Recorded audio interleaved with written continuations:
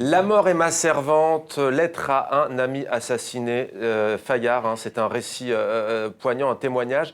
Peut-être d'abord quelques mots sur cet homme dont on va voir le visage, Samir Kassir, assassiné il y a tout juste 9 ans à Beyrouth, au Liban.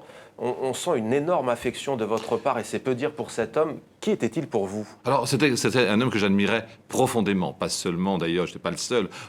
D'abord, on admirait Samir et ensuite on l'aimait. On l'aimait comme être humain, pour ses sautes d'humeur, pour ses colères, parfois son égoïsme, parfois. C'était un vrai personnage, c'était quelqu'un, c'était un intellectuel extrêmement brillant, qui était à la fois palestinien et syrien par ses parents, qui avait la nationalité française, qui a fait d'extrêmement brillantes études à la Sorbonne. Historien.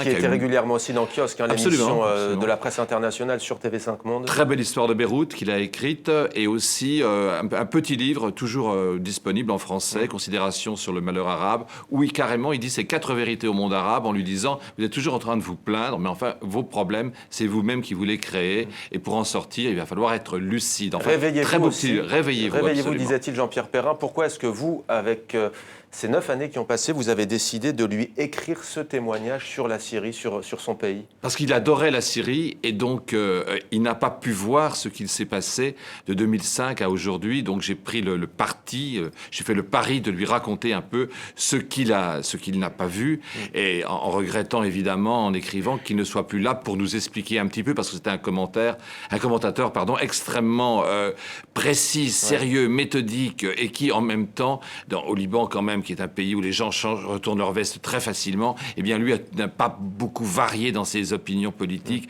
Il est toujours resté le même, pas de compromission, et il l'a payé évidemment de sa vie. Et vous aviez d'ailleurs, j'oubliais de le dire, mais vous aviez rendez-vous avec Samir Kassir le jour même de son assassinat. Oui, d'où ce livre. Je ne pense pas que s'il n'y avait pas eu cette rencontre ratée annulée par mes soins à la dernière minute, je ne pense pas qu'il y aurait eu ce livre. Finalement, c'était une sorte de dette à son égard de n'avoir pas été là, peut-être ai-je hâté l'attentat, peut-être pas, je n'en sais rien. En tout cas, voilà, il y a deux choses, la révolution en Syrie qui m'ont poussé à écrire ce livre et en conjugaison avec l'assassinat de Samir Kassir. Sur cet assassinat, 3 enquêtes, 4 enquêtes même, et on ne sait toujours pas qui en sont les instigateurs, mais on se doute bien que la clé de l'assassinat se trouve à Damas.